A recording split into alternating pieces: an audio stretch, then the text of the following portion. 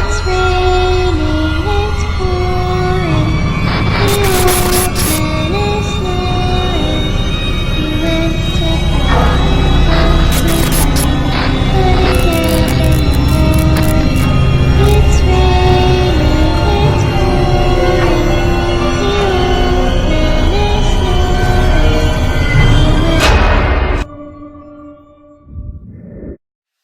BEFALLEN, Roanoke Island.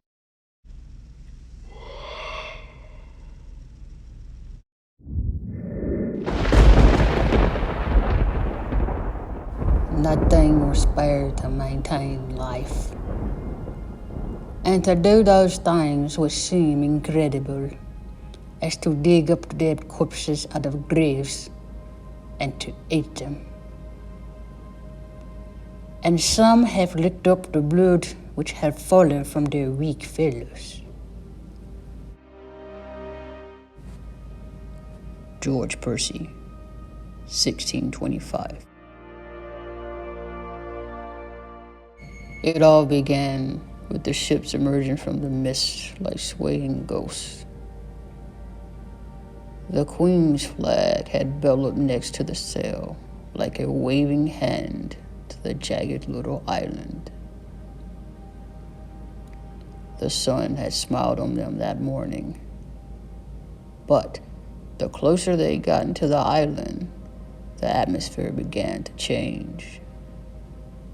The sun had turned its back on them, and there had been nothing but grayness and the lapping of the ocean.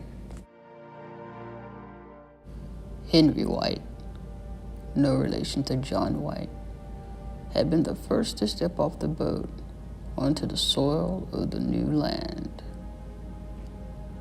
He had left England, where all of the things that had haunted him were buried. His beloved wife, Mary, and his daughter, Sarah, had been put to the ground 3 months before he began the voyage. He was happy to breathe air from the other side of the world. He'd been one of 115 settlers to make the journey. They'd all been full of excitement and ready for a new adventure. But the optimism didn't last long. One month of peace that had been all they were afforded. Then, one night, a band of hostile natives raided their settlement, running off with much-needed supplies and a woman. Sally Robinson had been the missing woman's name. She'd been unmarried and on the ship as an indentured servant to an elderly gentleman by the name of Drew. The story was that 3 natives had entered Drew's cabin and stolen the poor girl while the old man cringed in fright. It was a strange story. From what Henry knew of the natives on the island, they didn't exactly leave witnesses. Regardless, old man Drew wasn't talking. He'd become mute. Whatever he'd witnessed had scared the shit out of him. Henry White had set about hunting in the woods with 6 other men.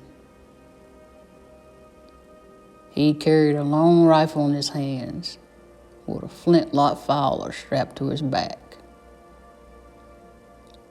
It hadn't taken long for him to zero in on a hardy buck whose ornate antlers rose above the covering of the bush.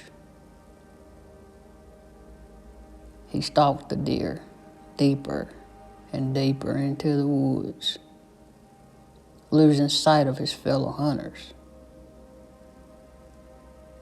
The deer would lift his head, scan his surroundings before ducking down to feed. Henry crouched forward, slowly raised his rifle. Finger on the trigger, and he was already thinking about deer meat for dinner.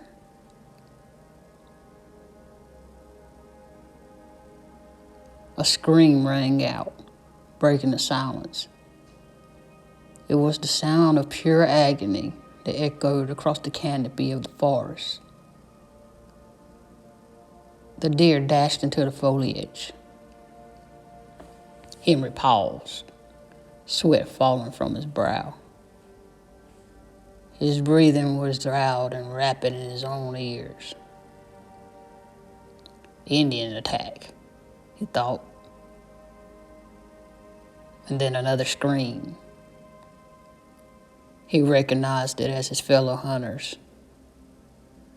And he thought, I'm going to die. More screams, closer this time. Fear seized him.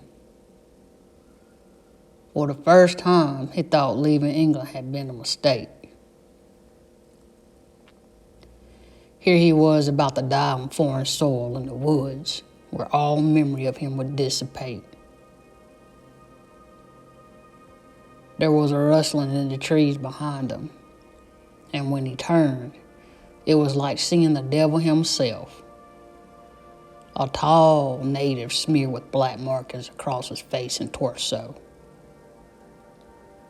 The red hue of his skin was made redder still with a smear of blood across his body, and his eyes were wide with intensity as he ran towards Henry. Henry tried to raise his gun, but he wasn't quick enough. The hard, muscled body slammed down on him, knocking the breath from him. The rifle was tossed aside, and a callous hand covered his mouth. The Indian pressed Henry's head down and whispered frantically to him in a tongue he did not understand. But Henry continued to struggle until a large blade was edged against his neck. More words he didn't understand were spoken, but he didn't have to understand them. The weapon was clear enough. They waited. The footsteps were light and barely perceptible, but the leaves on the woodland floor announced them. Henry became quiet, instinctively knowing he would rather take his chances with the native than whatever was approaching.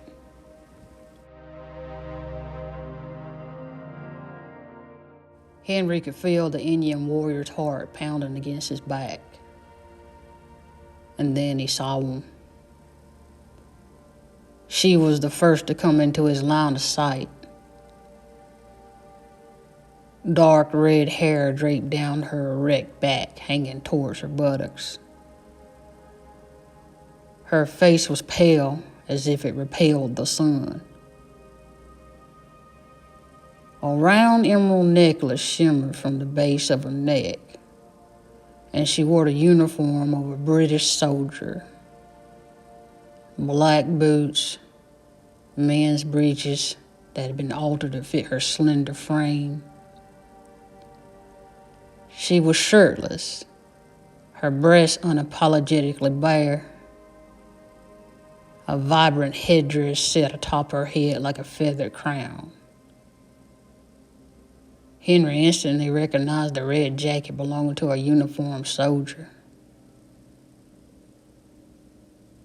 And then she stopped walking. 5 Algonquin Indians walked into view, but there was something different about them. They were hollow-eyed, as if they were there but not really there. And they were dragging 3 other English hunters across the ground. The men struggled in futility. And there was a rustling in the trees above, and 3 oddly dressed men descended from the trees like fallen angels, causing Henry's lips to tremble. What was he seeing? His mind screamed. The hand left his mouth and the blade left his neck. They both understood that, at least for now, they were on the same team. A muscular black man with long, thick locks protruding from his head, like wool tentacles, marched over to the woman, and they conferred with one another in an indecipherable language. His almond-shaped amber eyes shone from his dark face. He, too, was dressed in altered British clothing. His chest was covered in tattoos and raised markings on the skin. It was obvious he was of equal status of the woman, neither on top of the other, but parallel in power. He moved with the assurance of a king, sauntering over to the natives and wrenching the pleading settlers from his grasp. With one hand, he raised the man into the air until he was eye level with his 7-foot frame. The Indians began to chant, and, as if spellbound, Henry noticed his Indian companion was moving his lips in silent chorus. The black man closed his eyes and his mouth opened, and he bit into the settler's neck like it was an apple. The chanting was like a broken record until the struggling stopped and the dead man was tossed to the ground. The remaining settlers screamed for help, but no one was coming. The man with the locks threw his head back, sniffing the air. And Henry felt the native next to him shake, but the moment quickly passed. The settlers were once again drugged by their hair as the band of killers walked deeper into the woods, disappearing out of sight. Henry started to rise, but the Indian pressed him back down. And then, like a appearing ghost, the woman walked back into view.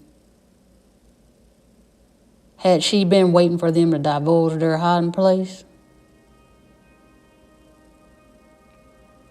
She whistled softly, her long nails curling and uncurling. She turned in their direction, and Henry was sure she was staring right at him. But she simply smiled before running off. Minutes ticked by before the Indian finally stood. And then Henry got to his own feet. And although they didn't speak the same language, their eyes communicated all. This warrior had saved his life, and those dark, fierce eyes delivered a warning. Henry extended his hand. The native stared at it for a moment before taking it into his strong grip. The gunshot tore into his war-painted chest, splattering Henry's face and lifting the native off his feet. His savior's eyes stared up at Henry accusingly. Henry turned to see 3 men hurrying towards him. "Are you okay?" one of them asked, slinging their Fowler flintlock over his shoulder. "Why the fuck did you do that?" Henry asked hysterically. "Why did you shoot him?" The men looked at each other. "We thought he was about to scalp you," the shooter said, a look of confusion on his face. "He damn well had you in his clutches." Henry looked down at the expiring native. Blood spilled from the hole in his chest onto the leaves. The lids of his eyes closed slowly. "Listen," Henry said breathlessly. "We don't have time for this. We need to get out of the woods now." And then he started running, hurtling over logs and barreling through the brush. Hanging thorns ripped at his face, and branches grabbed hold of his clothing. But he did not stop, and he did not check to see if the others were following him. No, survival was his primary concern, and every fiber of his body was working towards that end. Once he cleared the woods and was into the settlement, he dropped to the ground with exhaustion. Henry looked wild. His chest sheen with perspiration. I need to speak to John immediately. I need to speak to him now. A crowd gathered around the hysterical man, and the ruckus brought a perturbed John White from his cabin. What is happening? John asked. The woods. There's something in the woods. We have to get off this island. What? What is the meaning of this? John White asked, peering behind Henry at the other men who'd come from the woods. What is he talking about? Perhaps a bear, one of them spoke up. The others are gone. When the hunting party took so long to get back, we went looking for him. He's the only one left. It wasn't a bear. You have to believe me. There's something in the woods, Henry implored. Damn Indians, John White said in disgust. No, listen to me. Henry shook his head again. There was a woman with the beautiful red hair and a black man. They were leading the natives. John White looked at Henry as if he'd lost his mind. Are you mad? Henry got to his feet and walked up to John, clutching the front of his shirt. We have to get off this island. The Indians are the least of our worries.